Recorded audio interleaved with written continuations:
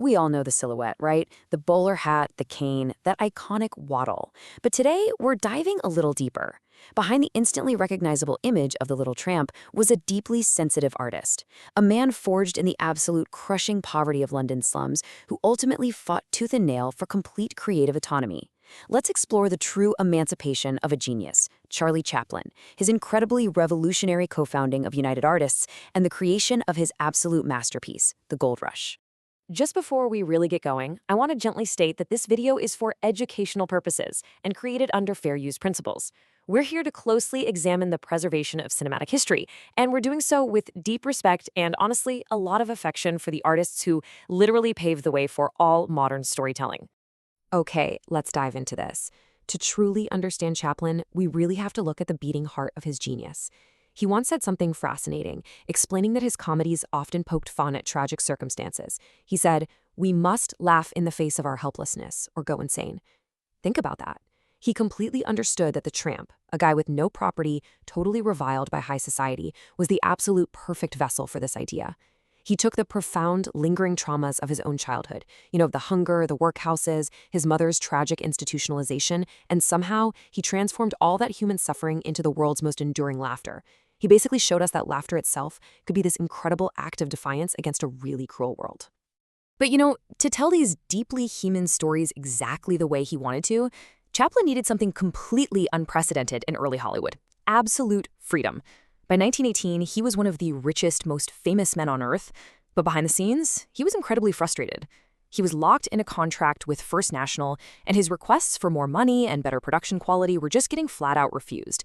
He genuinely feared a system that valued profits over art. So what does he do? He orchestrates this stunning rebellion.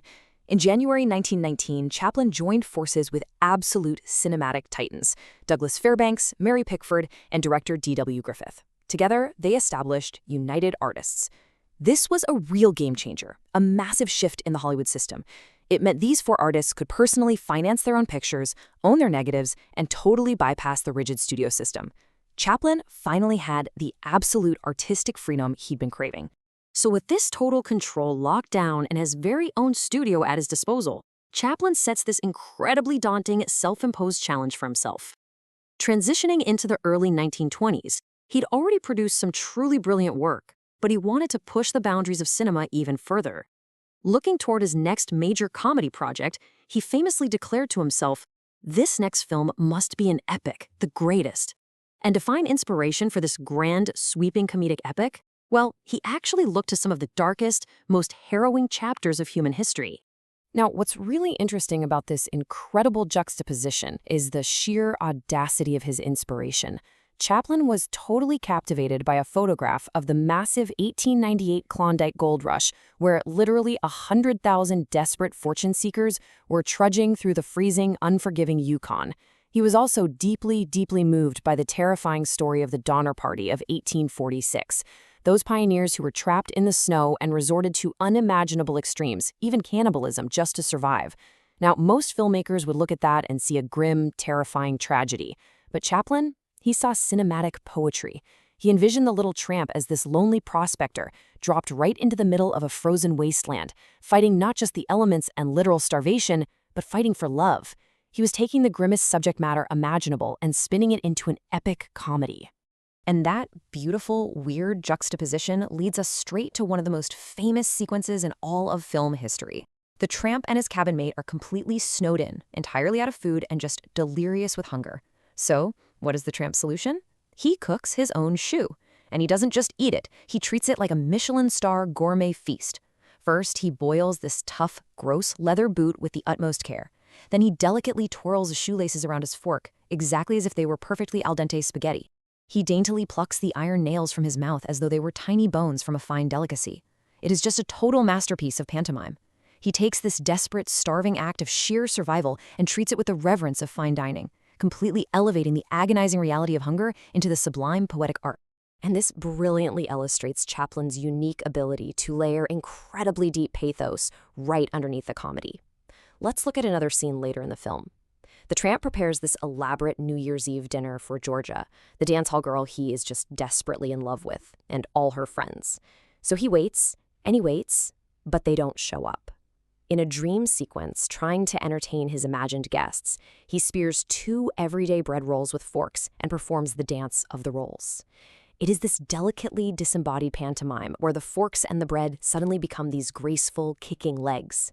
It's absurdly beautiful, mesmerizing, and hilarious all at once. Yet right beneath the laughter, you acutely feel the tramp's crushing isolation and his deep, melancholic longing for human connection. It's absolutely breathtaking storytelling, and he pulls it off without a single spoken word.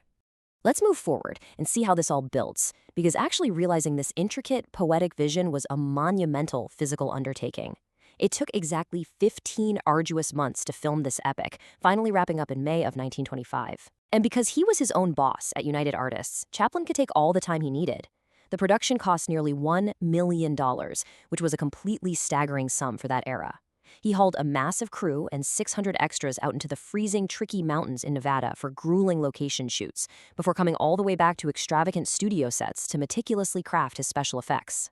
But all that time, that money, that hard-won independence, it paid off in a way that literally changed Hollywood forever. When the film opened in August 1925, the U.S. box office receipts soared to an astonishing $5 million. It quickly became one of the highest-grossing films of the entire silent era. The immense global success of the Gold Rush proved definitively that his massive gamble in co-founding United Artists was absolutely the right move. The public didn't just want cheap assembly line entertainment. They hungered for the artistic, emotionally resonant epics that only an unfettered Chaplin could provide. So the crucial point is captured beautifully in a statement Chaplin himself made right when the film was released. This is the picture that I want to be remembered by. A century later, when we look at the way he so flawlessly combined the brutal, harsh reality of human suffering with the delicate, resilient hope of the little tramp, we understand exactly why he said that. It really was his crowning achievement. It wasn't just a movie. It was this perfect, timeless synthesis of laughter and pathos that reflects the absolute core of the human experience. Chaplin's legacy is this incredible testament to what happens when true artistic genius absolutely refuses to compromise. It really forces us to ask ourselves, how do we find warmth in the coldest of places? And how do we keep dancing when we are entirely alone? It has been an absolute joy to explore this deeply emotional chapter of cinematic history with all of you today. Please do not forget to like the video and subscribe to our channel Famous Lives Bio. Thank you so much for joining us for this explainer, and keep seeking out the poetry in the everyday.